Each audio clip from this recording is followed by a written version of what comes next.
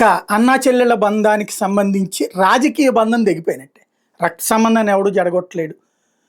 ఎందుకంటే కేటీఆర్ ఈ పూట మాట్లాడినటువంటి మాట చూస్తే అదే ఈ ఇష్యూని డైవర్ట్ చేసేందుకు, అంటే వాస్తవంగా వివరణ ఇవ్వడానికే పెట్టుంటాడు ప్రెస్ మీటు.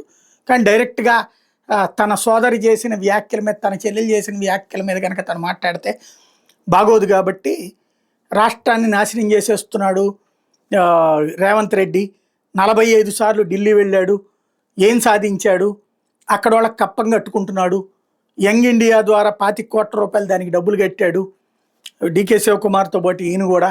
అంటే కప్పం కట్టుకుంటున్నాడు, ముఖ్యమంత్రి పదవి కోసం అవకతవకలు చేస్తున్నాడు, అక్రమాలు చేస్తున్నాడు, ఇట్లాంటి వాళ్ళ అతిపెద్ద దెయ్యాలు అంటూ తన చెల్లి ఏదైతే తన తండ్రి చుట్టూ దెయ్యాలు ఉన్నాయి అన్నటువంటి పాయింట్కి, ఆయన దేవుడు ఆయన చుట్టూ దెయ్యాలు ఉన్నాయి అన్నటువంటి పాయింట్ని కాంగ్రెస్ వైపుకి తిప్పే ప్రయత్నం చేశారు. సరే, అంతా వింటూ ఉన్నటువంటి అక్కడ ఉన్నటువంటి జర్నలిస్టులకి చిరాగ్గా కూడా ఉంది.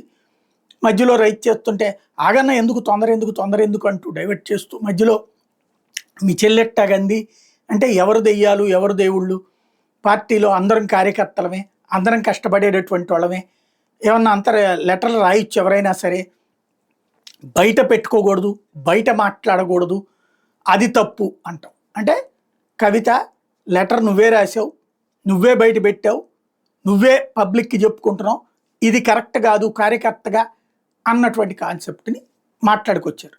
అంటే రేవంత్ని అడ్డం పెట్టి కవితను తిట్టారు. రెండవది, రేవంత్ కోవర్టులు మా పార్టీలో ఉన్నారు అన్నటువంటి పాయింట్. తద్వారా కవిత కాంగ్రెస్ కోసం పనిచేస్తుంది అన్నటువంటి కాన్సెప్ట్ని ఇక్కడ తెర మీదకి తీసుకొచ్చారు. ఇది రేవంత్ ఈ కేటీఆర్ వార్డింగ్ చూస్తుంటే కనబడుతోంది.